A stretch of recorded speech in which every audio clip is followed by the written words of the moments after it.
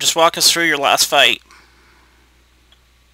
Last fight, I fought Dustin Peg, very tough guy. Sure. I made a lot of mistakes in the fight. I should have, I kind of pushed the pace a little too fast. I should have waited. I'm not gonna take anything away from Dustin. He's a great fighter. I just made a lot of mistakes in that fight. I think personally that I can beat him. He was the better man, and I just didn't. It wasn't my night. Okay. And I got a rear naked choke, but I felt that the ref um played a huge factor in that fight. I think could have changed the outcome on it, but I'm not going to take anything from Dustin. He put a great game plan together, and I just made a lot of mistakes. Okay, and looking back at the fight, who was the referee? Ah, shoot. I do not remember. I would have to look him up. Give me a second. I'm not quite sure. Oh, okay. I guess it doesn't really matter. I was just curious. Do you think... It's from Florida, so he just didn't know the rules. He was telling me to take my foot off the cage multiple times. I did, and then I was thinking to myself, I'm like, you're allowed to have your foot on the cage, and I put my foot back on the cage. I'm like, what is this guy talking about? Right. Because we trained to be on the cage. He pretty much took one of my weapons away, and I was defending the choke, and he tells me again, get my foot off the cage. And multiple times he kept saying that, and then I'm defending the choke pretty good, and like the ninth time, he comes and takes my foot, literally takes my foot off the cage. He hits it off the cage. Right.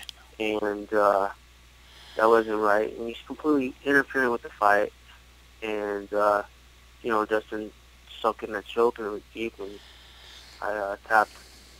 So I felt like if he wasn't interfering with the fight, I think I could have lasted a little longer, or I possibly could have got out and used that cage for an escape. Now, heading into the fight, you obviously had a game plan. Do you think your game plan was flawed, or you just didn't execute properly? I just made a few mistakes on the ground. I feel like if he didn't do that Muay Thai sweep, he wouldn't have taken me down. We trained strictly for his clinch, and I felt safe in the clinch because it wasn't like, when someone grabs you, like in the clinch, like that's a strong clinch. It didn't feel very strong with the clinch. I felt pretty safe. And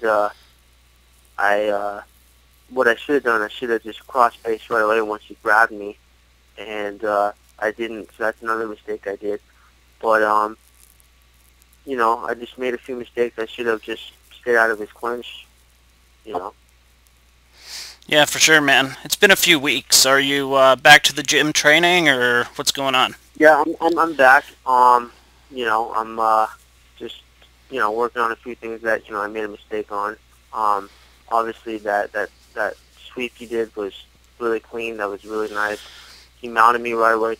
Normally you don't see people get mounted that easy in MMA. It takes I didn't really have a shot. Normally he just mounted me right away, and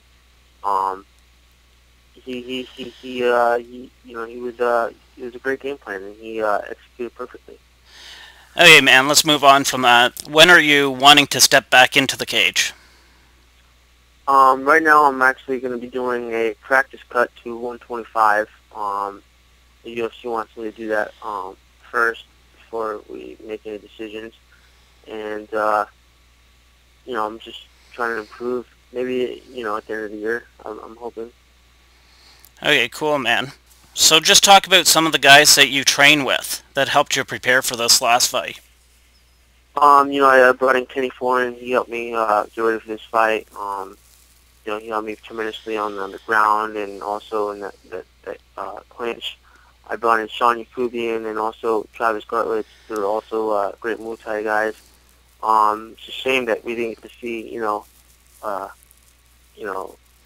my stand-up or anything that I got to work on the fight. It kind of sucks, Yeah. Training camp for like 2 months and really didn't get to see any of the stuff that you got to work on. So hopefully we'll be able to get a rematch. Right now I'm appealing the decision to make it a no contest due to that ref, and so we'll see what happens on that. And as of right now, I'm just you know a loss is a loss. There's some things that I need to work on, and I'm gonna use that as fuel and fire to get better.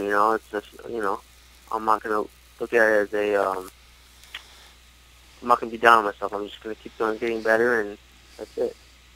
Hey man, so I was going to ask you about the weight cut, how difficult it is, but it's obviously not that bad if you're considering a drop down to 125. Yeah, this fight here, this last camp, I came in at 133. I woke up on weight. I felt good. Hopefully, we're gonna see what happens with 125. It's gonna take about 6 to 7 weeks to get down, and I'll do exactly what I would do in the fight. I would make weight.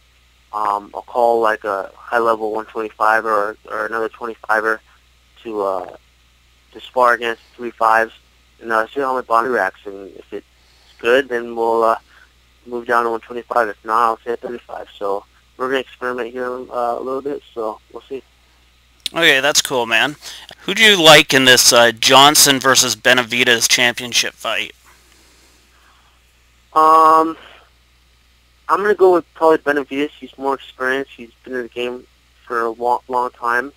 I'm gonna take Benavidez. He's got the knockout power, and I believe he's gonna stop all of Mighty Mouse's takedowns. I think he's gonna win by knockout. What do you want to be remembered for at the end of your career? Someone that always brings it. Someone that always comes to fight. I'm always remembered as the Fight of the Night King. All the promotions I fought for, I always got Fight of the Night.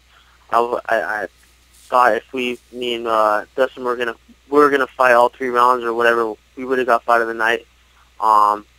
That's I always try to come to fight. The Mike Easton fight, I thought we got Fight of the Night, but they gave it to Pat Barry. But I did get awarded by Dana White.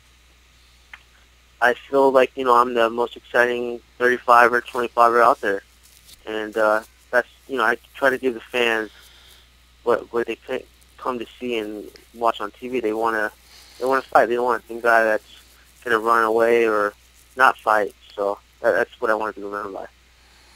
Okay, man, give us another prediction here. We got the Chael Sonnen versus Anderson Silva rematch here in about a week and a half in Las Vegas. Who'd you like in this one? You know what? I like both of them. I would like kind of to see a little upset here, so I'm gonna go with Chael. Nice. Chael's he's a beast, and seems like he backs everything up. What he says. So, I like to see a little upset here, so I'm gonna go with Chael. By decision, by just grinding him out. We were talking a little earlier about the referee problem. What'd you think about this problem with the judging in mixed martial arts? I feel that they need to be more educated. Maybe have little replays. I know Dana White's been talking about having, maybe a replay. The ref can go back and, make a replay call like how they have in the NFL. Yeah, that'd be cool. So I think that would be kind of cool. I just feel like maybe in order for refs to be involved in mixed martial arts pro, they need to have quite a few amateur fights before they get on a big fight card with the UFC or something like. Maybe just have more experience. Sure. But and I think that get tested every 6 months on questions like situations, stuff like that, just to to be better at, and I don't know. I think maybe get tested every 6 months on situations. What would you do on this situation if this happened? Just I don't know. Yeah, for sure, man. So, would you like to promote your Twitter or Facebook? Yes, I'm at Twitter at JackHammer135, and you can just find me at Jared Papazian. I have 2 on Facebook, Jared Papazian and Jared Jackhammer Papazian's fan page. You guys can find me there and see what's going on with me in my next fight. So. Okay, man. Well, we appreciate the time, and best of luck with this weight cut. Thank you, Mark. I appreciate it. Okay, talk to you later. Thank you. Bye. Bye.